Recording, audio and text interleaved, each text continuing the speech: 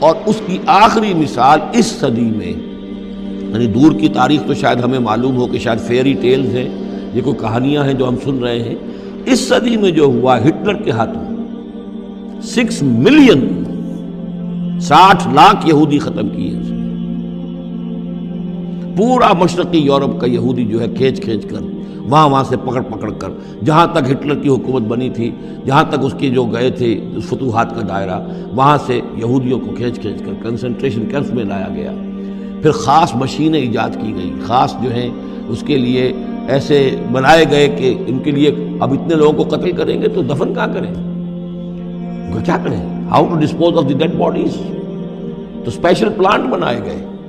کہ ایک بڑے سے ہال میں داخل ہو رہے ہیں، وہاں سارے کپڑے اتروا لیے تاکہ یہ کپڑے بھی استعمال ہوں بعد میں۔ کہا یہ جاتا تھا کہ تمہارے کپڑوں میں جوئیں پڑ گئی ہیں تو جوؤں کو اس کو ڈیلاؤس کرنے کے لیے ضروری ہے کپڑے اتار کے آگے گیس کے اندر تاکہ وہ جوئیں ختم ہو جائیں گی۔ پھر ان کے بال اتروا لیتے تھے، عورتوں کے بال بھی شیو کر لیے، مردوں کے بھی، ان بالوں سے قالین بنائے انہوں نے جو نازیوں نے اپنے دفتروں میں بچھائے، ہیومن ہیئر کے قالین۔ پھر ان کو لے جا کر ایک گیس چیمبر کے اندر کے سب مر گئے۔ پھر اب وہ بڑے بڑے پٹے جیسے چلتے ہیں مشینیں، بڑی فیکٹریز کے اندر وہ پٹوں کے اوپر لاشیں چل رہی ہیں۔ پھر ان کا چورا ہو رہا ہے جیسے کہ کہیں جو ہے وہ گھاس کاٹا جا رہا ہو یا کوئی اور چارہ جو ہے وہ کترا جا رہا ہو۔ پھر کسی خاص قسم کے کیمیکلز کے اندر ان کو تحلیل کیا کہ آخر میں کیا نکل رہا ہے، نہ کسی گوشت کا پتہ، نہ خون کا پتہ، نہ ہڈی کا پتہ، کسی شے کا پتہ نہیں، ایک بدبودار سیاہ رنگ کا مائع باہر نکل رہا ہے، اور اسے وہ لے گئے اپنے کھیتوں میں اور اسے بنا لیا کھاد۔ یہ کام اس صدی میں ہوا ہے، ہولوکاسٹ۔ اس میں زیادہ سے زیادہ یہ کہتے ہیں کہ یہ کوئی مبالغہ ہے 60 لاکھ کا، 40 لاکھ، تو 40 لاکھ بھی تو کم نہیں ہوتے، 40 لاکھ افراد کا اس طرح ختم ہو جاتا۔ استأذن ربک لیبعثن علیہم الی یوم القیامہ، ان کا آخری وقت تو اب آنے والا ہے، وہ زیادہ دور نہیں ہے، لیکن اس سے پہلے جیسے شمع بجھنے سے پہلے بھڑکتی ہے،